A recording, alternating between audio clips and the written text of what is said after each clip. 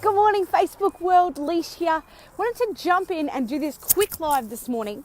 Basically, I've had this idea for a little while, but I wanted to share something that's been happening with a couple of our clients around the topic in the live here. So one of the things that happens in business is that you need to be consistent, right? You need to be able to show up, look at your numbers, treat your clients, put things in place that you know you need, and basically just rock out consistently doing the do. And what can happen is we can procrastinate, we can get sick of having to do the do, and there can be lots of things that come up for us, and a business is a reflection of us. So if there's something that we struggle with, and maybe it's being consistent, what can tend to happen is if you keep not being consistent in the area that you're focusing on, you can end up feeling all these things around sad, bad, whatever. And so it's kind of like, hey, like when you focus on a certain area, you kind of get stuck in your head. So I was having this conversation with one of our clients, with a few of our clients actually, where they were focusing so much of their time, effort, energy in doing this one thing and trying to work on a certain part of their business. And it was just not working. And they were getting really frustrated. And they were like, oh, this is so annoying. And it was just, they were getting really caught up. And so they would try and apply these certain tasks. And then they would get really frustrated. And then they'd be like, oh, see, I can't do it. And then they'd tell themselves a great story around why they shouldn't be a business owner, etc. So I said, okay, cool. What we're going to do is, I said, do you make your bed every day? And they were like, nah. Okay, awesome. So what I'm going to get you to do is you need to learn how to maintain and be consistent. So I said, every single day, I want you to make your bed for 30 days, and I want you to take a photo of it, and I want you to send it into our closed group, and I want you to put day 1/30, because I want you to see evidence of how you can be consistent in a totally different area of your life. Because how we do one thing is how we do everything. And sometimes if we are focused solely on one particular area, it can get really, really challenging to make a breakthrough happen. So we literally shifted focus, because at the end of the day, making your bed or not actually doesn't matter. So that's what she set out to do. So day 1, we get a lovely made bed in the morning, photo, cool. Day 2, same thing, day 3, day 4, day 5.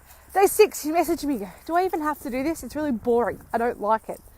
And I'm like, yeah, because this is where the breakthrough happens. This is where it starts to get hard and challenging. I'll just check that I'm not going to get run over. This is where the rubber hits the road, girl. This is the fun stuff. And it was like, probably for the next 7 days, there was complaints, there was whinging. But what I've discovered is often when someone gets to tantrum, that's when the breakthrough is about to happen. And it's the same with when we get sick of something and it's like, oh, I don't want to do it. The more resistance we have, it's for like kids, right? If you've ever set a boundary with your kids and they tend to go, oh my goodness, they get worse before they get better. I think that a breakthrough for us is a lot like that, where it's like we tend to get resistant, and it was literally her needing to break through this pattern. By the time that she got to day kind of 25, she was starting to get excited. It's like, oh my goodness, I've actually done this. I have set out to do what it is that I wanted to do by being consistent, changing sheets. Now, the other thing, the really interesting thing that happened with this particular exercise was that every single time she walked into her bedroom, to go to bed, have a shower, whatever, she was seeing evidence of success. What do you think that did for her confidence as a business leader? What do you think every time that she saw it, instead of going, oh, I can never do this, she started to tell herself that I can, and I can make this happen, and I can do anything, and I'm really capable, and I'm really competent, and I love business. And so for you guys right now, I want you to think about an area of your business that maybe you've been struggling with. Maybe there's an area where you're like, there are patterns showing up for you that are not helpful or no longer serving you. If that's you, find a part of your life that's totally different and start to build the muscle over there. in a way where it kind of doesn't matter. And I've got a bunch of people on here. Feel free to say hi, guys. I love that, and I hope you can hear me with the wind. Because how we do one thing is how we do everything. And if you want to start to see a shift in your behavior, a shift in your patterns, then you've got to do something different. But it doesn't always have to be in the area in the area that you're struggling in. You can do it in another place. Now, the other way that I've seen this happen is there was a friend of mine who was having some business coaching, not with me, but with someone else. We were both having coaching at the time. And she's the sort of person who liked a lot of control. Hey, Leah. Hey, Rachel. Thanks, guys. Appreciate that. Liked a lot of control, right? No one on this live's like that, but this particular person liked a lot of control. She was the sort of person that would put her clothes out the night before and just had a routine. Get up in a certain way, do a certain thing. Now, the problem with this is that in business, nothing is consistent, right?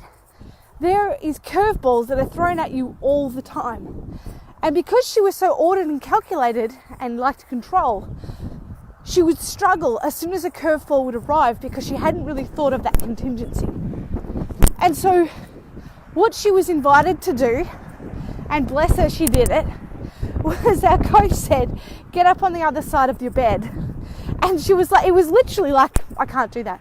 And it's like, yeah, you need to. It's like, nah, I can't do that. It's like, yeah, well, you need to get up on the other side of the bed. Because what this coach had realized is that she had this pattern of doing the same thing every single day.